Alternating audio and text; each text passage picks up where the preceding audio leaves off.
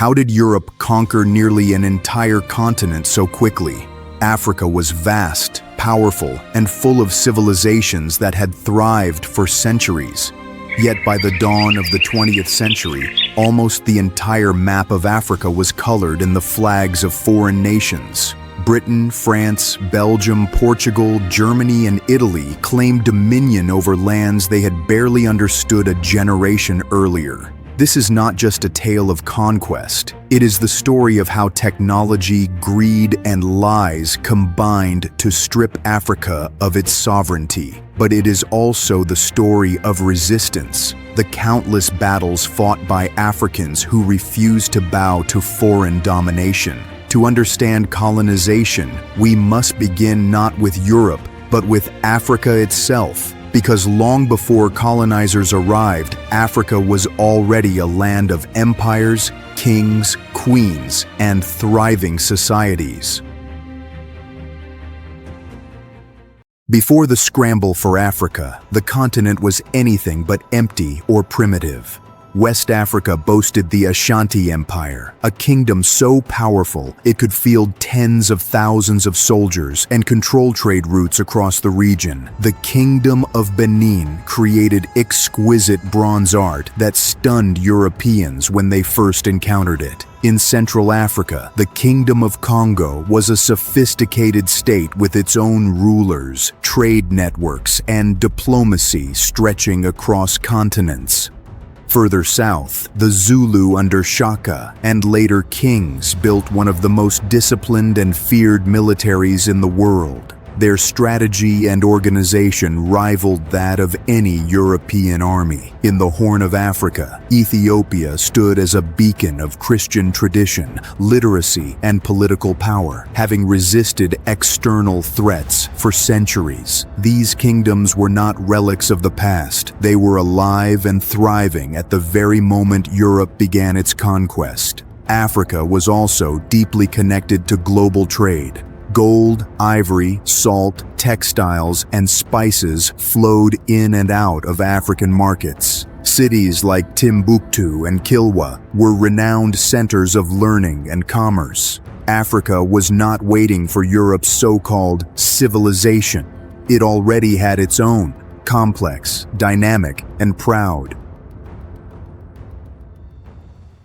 So what changed? The answer lies in Europe's Industrial Revolution. As Europe grew richer and more technologically advanced, it developed tools that tipped the balance of power. Steamships allowed European powers to travel up Africa's great rivers, places that had once been natural barriers to foreign invasion. Railways connected ports to resource-rich interiors, enabling faster movement of goods and soldiers. Telegraph lines stitched together distant colonies with rapid communication, but the true edge came in weaponry. European armies carried rifles that could reload in seconds, cannons that could level fortresses, and the Maxim gun, the first fully automatic machine gun. In a single battle, waves of African warriors, however brave, could be cut down by a handful of European soldiers. The imbalance of firepower changed the nature of war on the continent.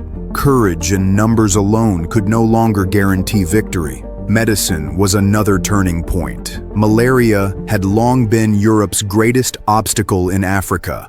Whole expeditions perished in the tropics, but with quinine, a treatment for malaria, Europeans could survive in regions they had once feared. This opened the heart of Africa to exploration, conquest, and exploitation on a massive scale. Together, these advantages, industrial technology, modern weapons, and medical breakthroughs, gave Europe a devastating edge.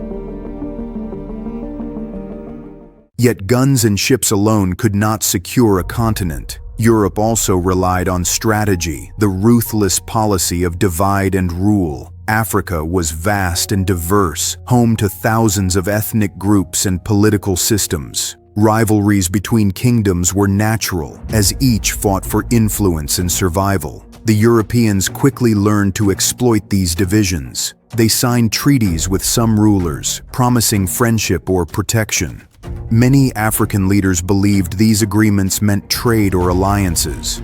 In reality, they were written in European legal terms that ceded land, sovereignty, and resources. Chiefs who thought they were protecting their people found themselves surrendering authority. Others, desperate to defend their people from rivals, allied with Europeans against neighboring kingdoms, not realizing that once the common enemy was gone, the colonizers would turn on them as well. This manipulation was devastating. African unity could have slowed colonization, perhaps even stopped it, but divided, kingdoms fell one by one. What began as small footholds on the coast quickly spread inland as rival rulers unknowingly helped dismantle each other's independence. Divide and rule was as deadly as any gun.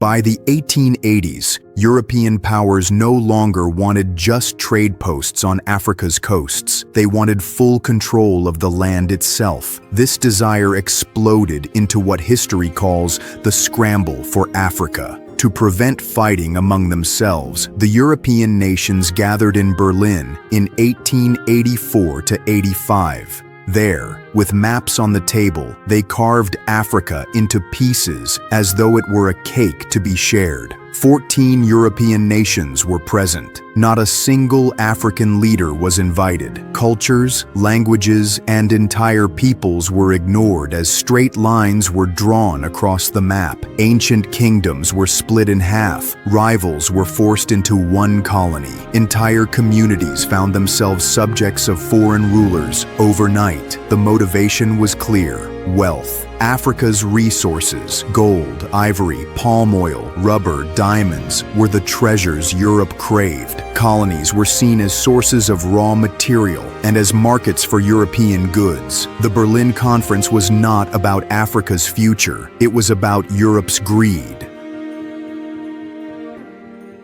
But to say Africa was easily colonized is to ignore the fire of resistance that burned across the continent. In the south, the Zulu shocked the world at Isandlwana in 1879, defeating a British army with spears and determination. Though Britain would later return with reinforcements, the Zulu had proved that Africa would not submit without a fight. In West Africa, the Ashanti Empire fought 5 wars against the British over control of their lands. Armies showed discipline, courage, and resilience, forcing Britain into prolonged campaigns. In Guinea, Samori Touré built an empire and fought the French for 17 years, using guerrilla tactics and modern weapons he imported from abroad. His defiance turned him into a legend of African resistance. And in the Horn of Africa, Ethiopia, under Emperor Menelik II, delivered the most decisive victory of all.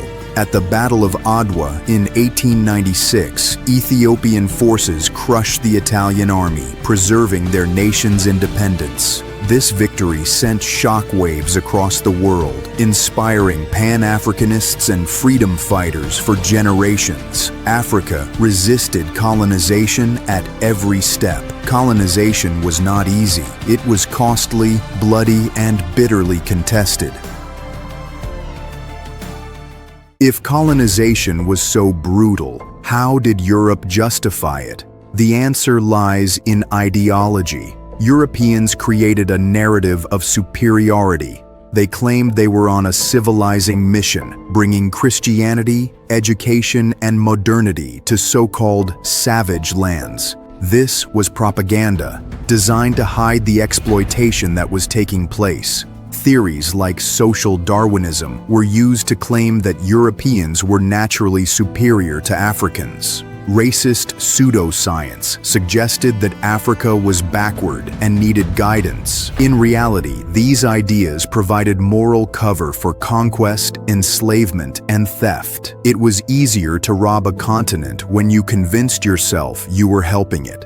This ideology seeped into every aspect of colonization. Mission schools often worked alongside colonial administrations, teaching African children European history while erasing their own. Propaganda posters in Europe showed colonizers as benevolent fathers to African children, but behind these images lay the whip, the gun, and forced labor. Colonization was not about civilization, it was about domination.